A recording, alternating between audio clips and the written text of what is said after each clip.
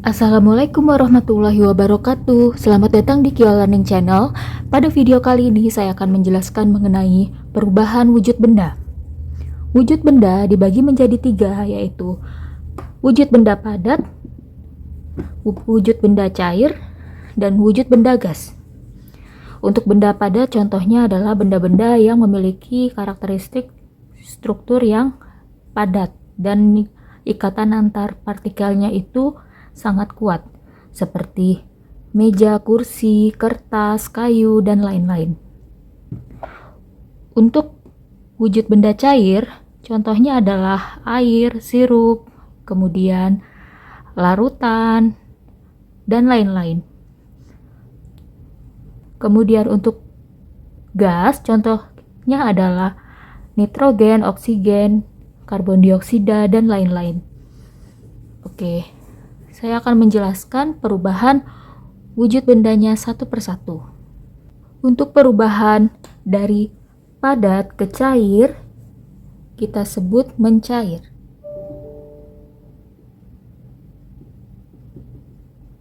Kemudian dari wujud cair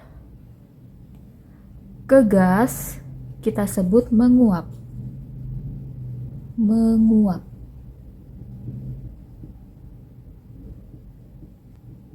Kemudian dari padat ke gas kita sebut menyublim atau sublimasi.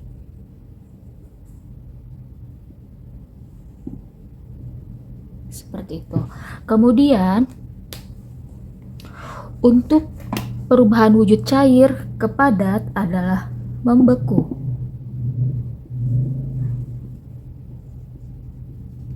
Kemudian perubahan wujud gas ke padat adalah mengkristal.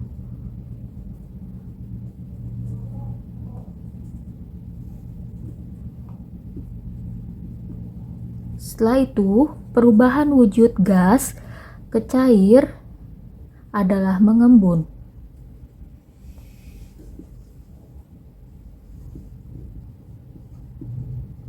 Seperti itu. Oke, sampai sini bisa dipahami ya. Kemudian untuk proses-prosesnya kita membagi menjadi dua karakteristik, yaitu menyerap kalor dan melepas kalor. Jadi garis merah ini adalah proses dengan cara menyerap kalor. Jadi dari cair ke gas, yaitu menguap, dia menyerap kalor. Kemudian dari padat ke gas, dia menyublim, dia juga menyerap kalor. Kemudian dari padat ke cair, yaitu mencair, dia juga menyerap kalor. Seperti itu. Jadi menyerap kalor di sini maksudnya suhunya akan lebih tinggi dari suhu semula. Panah biru seperti ini merupakan proses melepas kalor. Jadi gas ke cair atau mengembun, dia melepas kalor sehingga suhunya akan turun dari suhu semula.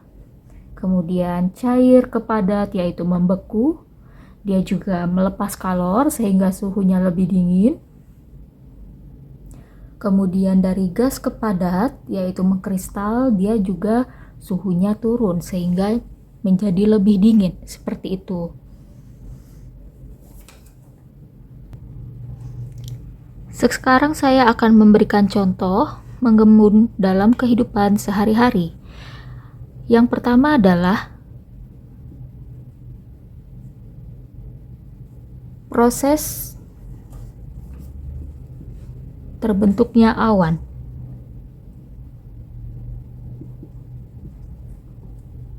Yang kedua, proses terbentuknya kabut. Saya singkat ya, jadi agar lebih mudah untuk dilihat. Yang ketiga, terbentuknya titik-titik air pada gelas.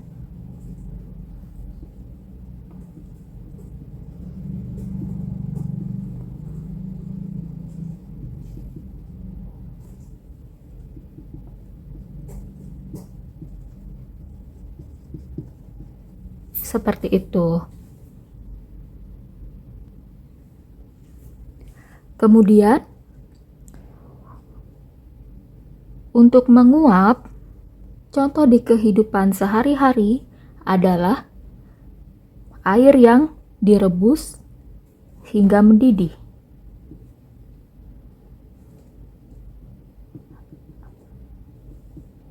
Air mendidih. Ya.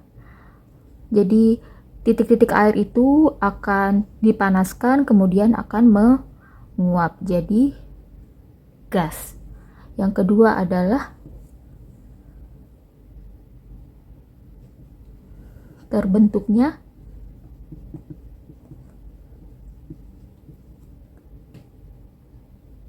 garam pada proses pembuatan garam. Kemudian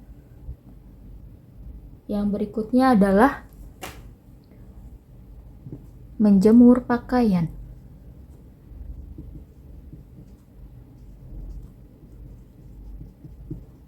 Jadi pakaian yang basah akan kering. Jadi air yang terdapat pada pakaian akan menguap seperti itu. Cukup jelas ya? Kemudian contoh untuk membeku di kehidupan sehari-hari adalah yang pertama, air menjadi es. Seperti itu. Kemudian yang kedua, larutan agar-agar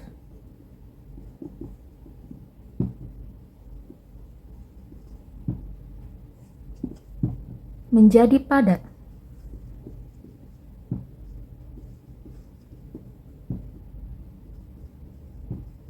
Atau keras seperti itu ya.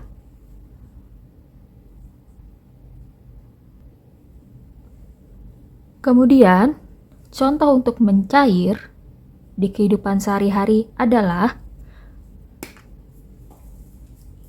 saya tarik garis ke sini.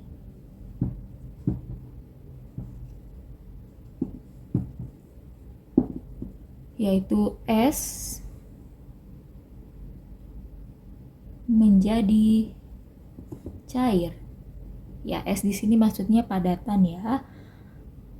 Kemudian yang kedua, salju menjadi air atau cair.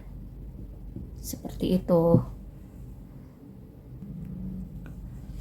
Kemudian untuk proses menyublim, yaitu perubahan dari padat ke gas, contohnya adalah yang pertama, kapur barus atau kamper menjadi gas.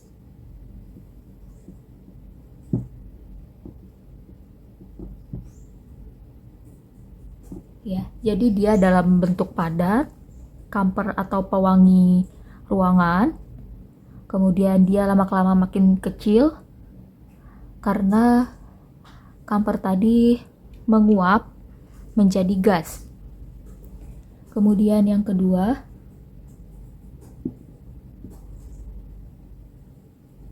yaitu dry ice atau es kering yang lama-kelamaan dia akan habis ketika diletakkan di ruang terbuka. Seperti itu.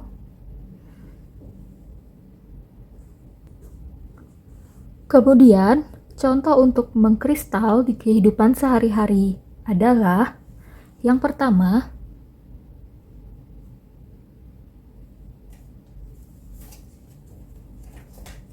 uap air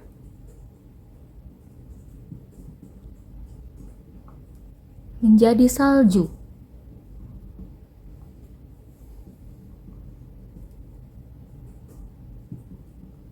Ya, jadi dari bentuk gas dia akan menjadi padat seperti itu.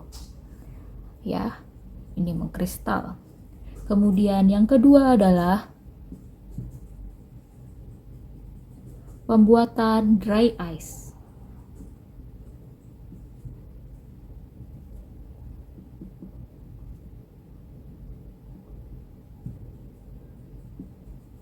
Jadi dry ice ini terbuat dari gas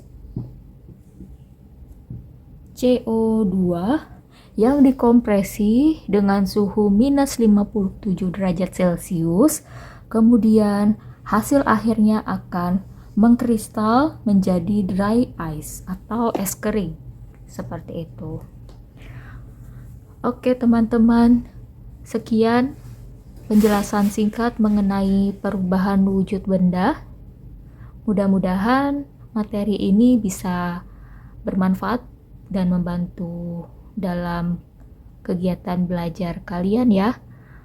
Terima kasih telah menonton video ini. Sampai jumpa di video selanjutnya. Wassalamualaikum warahmatullahi wabarakatuh.